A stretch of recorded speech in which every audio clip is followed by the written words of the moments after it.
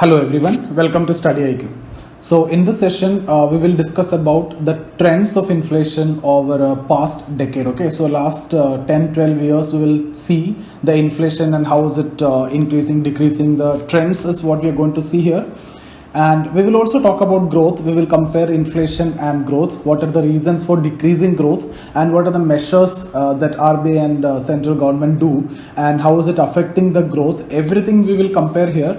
Actually, we have done most of the concepts related to inflation. We have discussed what is inflation, what are the different types of inflation, demand pull inflation, cost push inflation, what are the reasons for each of them and what are the measures that RBI and the central government takes to control inflation. And we have discussed monetary policies like increase in interest rates and increasing reserve requirements in case of inflation. And if you need to promote growth, the opposite, that is the expansionary policy that you follow, decrease the reserve requirement and decrease the interest rates. And fiscal stimulus also you will go in case of expansionary monetary policy. You will go for expansionary fiscal policy. You will go for a lot of fiscal policy measures like tax will reduce in case of expansionary policy, and you will increase the expenditure, government expenditure you will increase. So you can see here budget deficit is common during this phase if it is expansionary fiscal policy.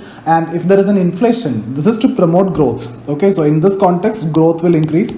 So if inflation is high, you have to go for a contractionary fiscal policy like contractionary monetary policy. So there you will increase the taxes so that the disposable income with the people will come down, so demand will come down, so purchasing power also will come down, so inflation will come down, but it affects the growth. Okay, similarly government expenditure will reduce, it ultimately reduce the money supply, so demand will come down and inflation can be controlled. So this is what we have discussed, and we have also talked about the terms related to inflation, all the related terms, the inflation, disinflation, deflation, reflation, skewflation, stagflation, Phillips curve, misery index, throttling inflation, running inflation, galloping inflation, hyperinflation, all these things, all these terms we have discussed. So all those things that we have discussed, we are going to connect here by seeing the trends over the last 10 years. Okay, so we'll take up from 2007 onwards till 2019 we will go. So 2007 onwards is what we are going to do, and I will divide into 4 phases, and you can see in different phases different monetary policies and fiscal policies are followed. So actually you can connect it with what all things that we have discussed so far. Okay, with that we will complete our discussion on inflation, and then we will also discuss about briefly Urjit Patel committee and the monetary policy framework in the next couple of sessions. Okay, so here we will be talking about trends of inflation. Trends of inflation. Okay, so let me draw the graph, and with that we can understand. So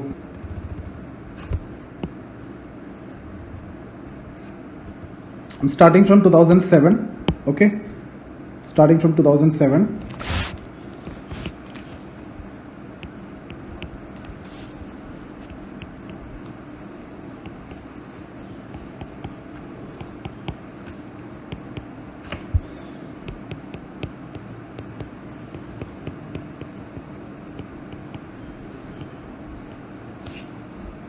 On the y-axis, I will go for inflation rate. So inflation rate, and I'll take 2 reference values, 5% and 10%. Okay, so let me keep 5% here. This is 5% line. Okay, so RBI want to limit the inflation to 5%. After Urjit Patel committee, it was inflation targeting, which is the important priority to the RBI, and the ideal rate of inflation is understood as 4%. So I'm keeping it 5% because RBI wanted to limit it to 5%. And one more reference line I'm taking, that is 10. Okay, so here 10%. So 5% is normal when it comes to India, and 10% is going to be very high inflation. Okay, so this 5%, this different values are different for different countries. For developed countries, it may not be the 5% itself might be very, very high, because in their case their demand and their supply is elastic. So when the supply is elastic, the chances of inflation is so less, and they target 2% of inflation, and that is not possible in case of India. The demand is so high, you cannot, the supply cannot meet the demand. So here that is not the case. In UK and developed countries, that is not the case. For them, 2% is actually the ideal rate of inflation, and it varies for different countries. So let's try to understand the case of India. So here, starting from this, from here 2007, it was around 6. Okay, let me go with another. Then it went high. So let me go for this phase up to 2009. Second phase here, this 2011. Okay, third phase is 2013-14, this period. Okay, like this. So inflation, if you see, this is how it is going. So during this time it reached at its peak. Okay, and it came down drastically 2010, slowly picked up. Okay, and went on, increased, and it almost remained like this. 2013 it started coming down. Okay, and then it is going like this. So now you can see around 3% inflation 2019 2020 during this phase. So almost this is the level, and this is how it is going. Okay, so first phase, this is the first phase, this is the second phase, this is the third phase, and this is the fourth phase. So we are just trying to understand in this fourth phase. Okay, so here when it was reached at its peak, it was 13% inflation that year. Okay, 2009. Now, why fourth phase inflation actually decreased? Inflation decreased in fourth phase because crude oil prices have came down drastically. Then why this was so high in third phase? If you see here, crude oil prices was so high, and it also accompanied with food inflation. So if you remember, I've told you food items are inelastic, and if their demand, supply cannot meet demand easily. So even the small variation in supply can cause huge change in the price level. So that is what actually happened. It is because of food inflation. So we have discussed that food inflation was one of the reasons. So food prices was so high during this phase, and fuel also. Okay, so if you take core inflation, you won't see much difference. Why? Because core inflation was actually excluding the food and fuel. The sensitive items are actually excluded, or the most volatile items are excluded in the core inflation. So food, fuel, fertilizers are actually excluded. So this phase, third phase, inflation is high because of food inflation and fuel. Okay, now it is coming down. During this fourth phase, it is coming down because fuel prices are coming down. So you can see here, starting from 5% only, it reached at its peak in 2009. That year it was around 13%, and that after the global financial crisis, it has come down drastically, and then it started increasing slowly, and then again it went beyond 10% because of food inflation and fuel, price increase, and then it came down. Okay, so this is a trend. So let's see phase 1. What is the reason for phase 1? In case of phase 4, we have understood fuel prices was low, so inflation is actually coming down. Phase 3, inflation is high because of food inflation and fuel inflation. So mostly the reasons for high inflation is because of supply, cost of production. Okay, so fuel is one of the most important reason. If you can see the prices are increasing, fuel is not in your hand. It is not in the hand of government. It is not in the hand of RBI. So fuel is one of the most important reason for increase in inflation. So crude oil price increase. So then food inflation was also there. See, world level also at this time, food inflation was so high, the prices were so high, so we could not import, wheat also because of its high prices. When we import wheat at high prices, it is going to affect the forex. You need to pay more forex. So it was difficult for you to import the food items also at this point of time. Otherwise, if we face shortage in food here, we can import it, okay, so that we can control or we can match the supply. But here, what the problem that we faced is world level also the prices of food was so high during this phase of food inflation, and then sharp increase in forex. This time sharp increase in forex. See, I am talking before 2008. That means 2008 global financial crisis there. Before that, all the investments are coming in the stock exchange. So huge increase in forex was there. So when huge increase in forex is there, what does that mean? When forex is coming, equivalent amount of money has to be given by the RBI. So that money will be used in India. It is for using in India only that money is forex is coming, right? So when that money which was there with RBI, it is not part of money supply. When the forex is coming, that money is given to the person who is coming or investing. Then he will be investing that money in India. So then it will be a part of money supply, right? So then what will happen? Forex is coming means, simple language, money supply is going to increase. Money supply increase means your purchasing power will increase. That's it. Purchasing power in the entire economy will increase. Okay, so money supply increase, purchasing power increase. So what will happen? Aggregate demand will increase. So that lead to inflation. The discussion related to this we have already done, so I'm not getting into the details of this technicalities. The technical aspects of inflation we have already covered in much more detail. So these are the reasons for high inflation in phase 1. Then what happened in phase 2? So you can see here, phase 2, there is a reduction, right? There is a huge reduction and it is coming below zero also. So why? Because of subprime crisis in US, right? So the global financial crisis, one of the global financial crisis. So I hope you know about subprime crisis in detail. So we will be discussing in detail about all this crisis. Okay, so later. So subprime crisis means, subprime means the less credit worthy lending. It is caused actually due to the less credit worthy lending. Everybody started borrowing and they started investing in real estate, and the prices have gone up, and finally it was a bubble, it was burst, and it was actually a huge collapse. Okay, so that we will discuss later. So what is the impact on India? The banks and financial institutions suffered huge losses. Okay, so impact on India, if you see, when this happened, all the money which was invested before that. See, when you are borrowing from there, okay, in US, when you are borrowing, your interest rate is so low, you can borrow, and what you will do, you will invest that in relatively higher interest rate countries, right? So in India, they started investing all those money. So forex has come down, they started investing in stock exchange also. Okay, so when this crisis was there, all this money was withdrawn. So that led to flight of capital. So what will happen then? The banks and financial institutions suffered huge loss there. So it led to withdrawal of investment. Okay, so withdrawal of investment means, how will you withdraw? You have to sell your shares in stock exchange, so BSE and NSE. So that led to sale of shares in BSE and NSE. Now when you start selling excess amount of shares in BSE and NSE, what will happen?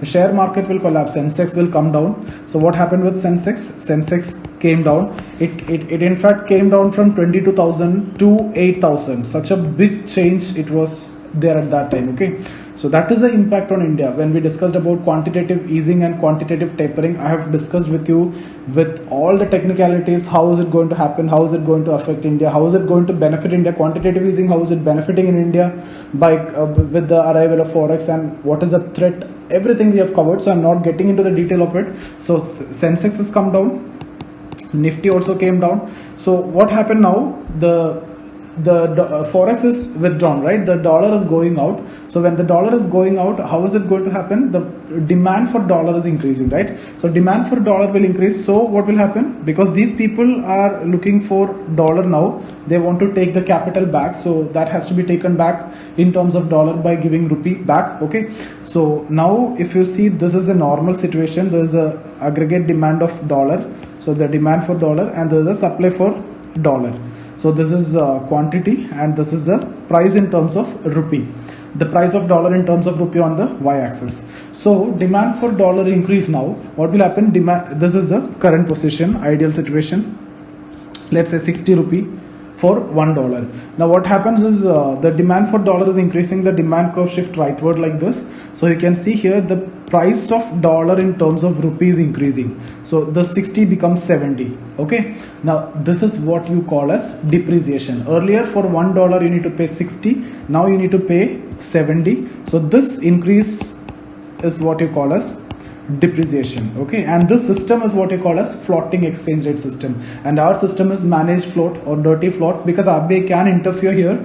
So if the enough supply, if demand increased, that much supply if you can provide, then there will be no problem, the price remain the same, because demand is 10%, supply also increased by 10%, no problem. But RBI don't have enough forex to supply to interfere in the forex market. But the question is, can you interfere in the forex market? Yes, in that context it can be called as managed float, because you can manage, there is a provision that you can manage or you can manipulate, or rather it is known as dirty float. Okay, but there is a limitation that RBI cannot do, because RBI don't have enough forex. So here now what will happen, because of this lead to depreciation of rupee, right?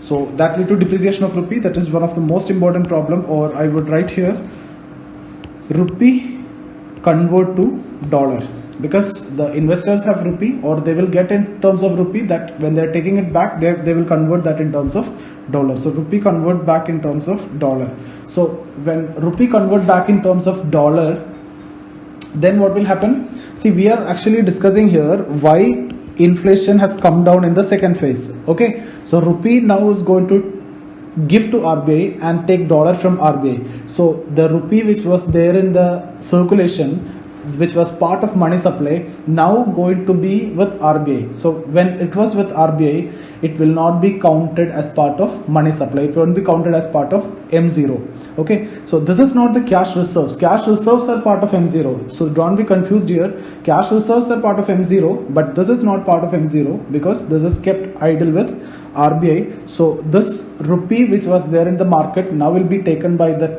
for the investors, and will give it to RBI. They take dollar back and they will go. So rupee is with RBI, so it won't be part of M0. So ultimately what will happen? Money supply will reduce. Money supply will reduce means, what is the impact? Money supply will reduce means purchasing power will come down. Purchasing power will come down means aggregate demand will come down. So what will happen? You will see inflation has come down. So this is what actually happened during the second phase. Second phase, we are actually discussing why the inflation has come down. The inflation has come down because of global financial crisis, and I have told you how is it affecting India. So withdrawal of investment, that led to share of selling of shares. So flight of capital, that means money supply has reduced, so inflation come down. But what is the disadvantage here? When we discuss about growth, I will also take up growth and we will compare that here itself in this session. So during this decade, so you will see growth has come down during this period. You know why is it? Okay, so when growth has come down, now what do you think what government will do during this phase? Growth has come down, inflation also came down, so now there is no threat of inflation, growth came down, so you need to go for fiscal stimulus, right? So government have gone for fiscal stimulus. Fiscal stimulus means what? You will do different things like increasing public expenditure, you will reduce the tax, all these things is what are part of fiscal stimulus. So automatically money supply will be there. At the same time, since inflation has come down, RBI also reduce the interest rates. Okay, reserve requirements will reduce. So what you will do at this phase, you will follow a expansionary monetary policy. Okay, so here in this phase, so here inflation was high. You can see here inflation was so high, so you will follow a contractionary monetary policy. Here you will follow an expansionary monetary policy. So because of this expansionary policy, what will happen? Again demand increase, so money supply increase, purchasing power increase, so again inflation will come. Okay, because of expansionary monetary policy, and that is the reason for increasing food prices. And fuel inflation you can't control. That is the reason for inflation in the third phase. So in the third phase, which measure you will do? You will not go for expansionary, you will go for contractionary, because you need to control inflation. So what I want to tell you here is, you can see here the first phase, phase 1, which policies you will do. See here the threat is inflation, so you don't mind about the growth at the stage when the inflation is so high, it reached to 13. So first phase I will go for, you will go for contractionary monetary policy and fiscal policy. You know what are they? Okay, so monetary policy means RBI will do that using their tools with RBI like SLR, CRR, repo, reverse repo, marginal standing facility, bank rate. All these requirements will increase. so money become more dearer. Okay, so the second phase,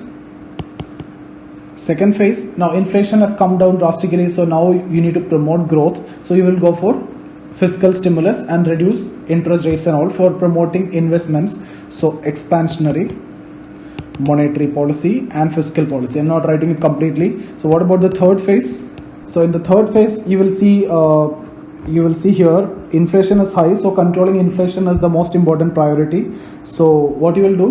The contractionary monetary policy, and you can see here during this phase 13 times repo rate was increased by RBI, and government and RBI has come with a lot of issues during this phase. But RBI is keep on increasing the monetary policies, but fiscal policy there was not much decrease, or the fiscal stimulus is not reduced much. Here you can see huge fiscal stimulus was given. Here you can't do that because because of political constraints. I've told you when we discuss about fiscal stimulus or fiscal policies, there are some limitations for fiscal policies, right? Because of the political pressure, political compulsion, you cannot take away fiscal stimulus drastically.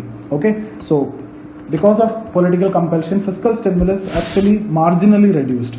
Contractionary policy, obviously RBI tightened the policies, interest rates increased for 13 times consistently. So the entire burden on controlling the inflation was actually with RBI, because government is not reducing the fiscal stimulus. It reduced marginally only, and RBI have increased the rates consistently 13 times. Repo rate increased 13 times. Okay, so what will happen? The investment has come down, GDP growth also decreased. I'll show you that GDP trend here. Okay, now the fourth phase, what you will do? Fourth phase, inflation is coming down, so because crude oil prices has come down, so now in this phase you can go for expansionary policy, because you can promote growth, right? So expansionary monetary policy, so that investment will increase and growth will be promoted. Let me show you the growth over this period. So 2005 to 2008, consistently growth was over 9%. Okay, so consistently GDP growth was over 9% from 2005, 2006, 2007, 2008. During this period, 9%. Then 8-9 during this phase. During this phase, 6.7. 8-9 growth was 6.7. 9 to 11, if you see, growth was more than 8 because of huge fiscal stimulus by the government. And also I told you expansionary monetary policy and expansionary fiscal policy. So because of fiscal stimulus, growth was so high. Then 12 to 11 to 13, it was less than 6. See, if you calculate with the old method, it is around 4.5 only, but as per new method, it is around 6%. Why new method? What is new method? All these things we have discussed in our discussion on national income accounting. The changes in national income accounting, you can get that videos in here only. So you can watch that video. The national income chapter we have done. The changes in national income accounting methodology also we have done. So there I have discussed this concept also. I have discussed why this growth has increased after the new method. So 13-14 it is 6.6, then 14-15 7.2, okay, then 15-16 7.6, then 16-17 it is 7.1, then 6.8, then 6.1, like that it is going, right? So you can see here, see, when we are going for contractionary policy to control inflation, growth is actually coming down. That will be reflected in the next phase. So here you can see growth is actually coming down to 6.7. Okay, and then when you went for expansionary monetary policy, growth is actually increasing to 6. And here during this phase, because of inflation, you are going for contractionary policy. The growth is coming down less than 6. Okay, so that is solely because of the contractionary monetary and fiscal policies to control inflation. And then you can see that inflation is steady, the growth is steadily increasing because inflation is decreasing. So there is a reverse relationship with growth and inflation. So that is what you need to understand here. There is a reverse relationship between growth and inflation. The reason is, when there is inflation, the prime objective of RBI is to control inflation. So what RBI will do? RBI will reduce the money supply. RBI can't do anything with the supply side. So RBI can control only demand pull inflation. So RBI will try to control the demand only. So RBI will reduce the money supply. So RBI will increase the reserve requirements by following a contractionary monetary policy. As a result, investment will come down, so growth will come down. So that is why during the contractionary period, the growth will come down. Now fourth phase, you can see inflation is low. So now interest rate is decreased. So investment is there, growth is steadily picking up. Okay, so I hope you understood all these concepts. So we have talked about inflation, types of inflation. We have understood the trends of inflation. What I want to tell you here is what are the policies RBI and central government will do. What do you mean by contractionary policy? What do you mean by expansionary policy? So in different phases, what are the reasons for inflation, or what are the reasons why inflation has come down, and what are the measures that RBI and the central government done in these four phases. So I hope you understood how global financial crisis affected the inflation and growth in India. We have discussed in detail when we discussed about quantitative easing and quantitative tapering. Apart from that, we have done that discussion now also. So investment will go means what will happen? Demand for dollar will increase. That lead to depreciation of rupee on one side. That is one side. That is, see, we have discussed about trilemma, right? Monetary policy trilemma. So here, what are the trilemma? Inflation has come down. Okay, that is a priority. Then growth decreased, but here inflation came down not because of RBI action. It is because of less money supply. Why less money supply? Because money is taken back. Flight of capital. It is, this money supply reduction is not due to contractionary policy of RBI. Okay, otherwise money supply is reducing and inflation is reducing because of contractionary policies of RBI. Here, because of the flight of capital, money supply has reduced and inflation has come down. Automatically growth has come down. Automatically depreciation of rupee. Otherwise, depreciation of rupee and growth reduction is accepted to an extent because RBI is purposefully reducing money supply. Here that does not happen. Here not purposely done. It was done because of flight of capital. That is the problem with quantitative tapering. Here not tapering. Here it is because of financial crisis. So I hope this is clear. If you have any doubt, get in touch with me here. Join the Telegram channel for all the economy videos.